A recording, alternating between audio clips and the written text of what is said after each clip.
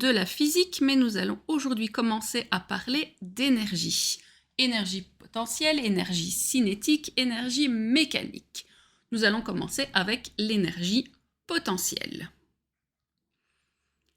Nous avons ici un objet qui possède donc une certaine masse et qui est mis en haut d'un plan incliné. Nous allons donc voir s'il possède une énergie potentielle, donc que l'on nommera E petit p. On sait que cet objet possède une masse. Et on sait que cet objet est placé en haut d'un plan incliné, c'est-à-dire à une certaine hauteur.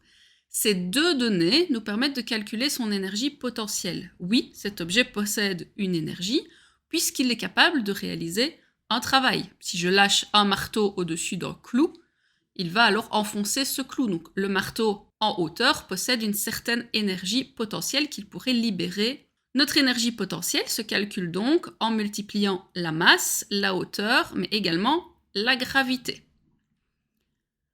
La masse se mesurera en kilogrammes. La hauteur se mesure, elle, en mètres. Il faudra donc transformer si on n'a pas la bonne unité. Et donc ces deux facteurs vont faire varier l'énergie. En effet, je prends mon objet et je le place beaucoup plus haut, son énergie potentielle va évidemment augmenter.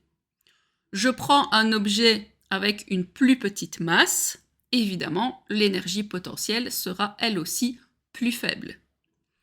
Je place cet objet à un autre endroit, donc avec une gravité différente, par exemple sur la Lune où la gravité est plus faible. Dans ce cas-là, son énergie potentielle sera également plus faible. Exemple concret, j'ai posé un livre sur un meuble, donc il est situé à une hauteur de 1,5 m. Ce livre possède une énergie potentielle de 29,4 joules et j'aimerais calculer donc la masse de ce livre. Donc je connais la hauteur, je connais l'énergie potentielle, je connais également la gravité. On n'a pas précisé qu'on était ailleurs que sur Terre, donc on va garder 9,81 Newton par kilogramme. Je vais donc pouvoir calculer sa masse. Ma formule de l'énergie potentielle, c'est petit m fois petit g fois h.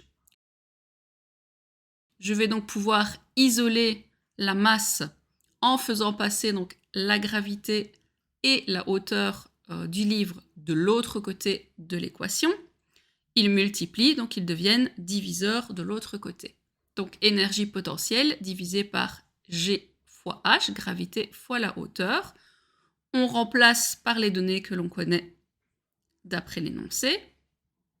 29,4 divisé par 9,81 fois 1,5, j'obtiens une masse d'à peu près 2 kg.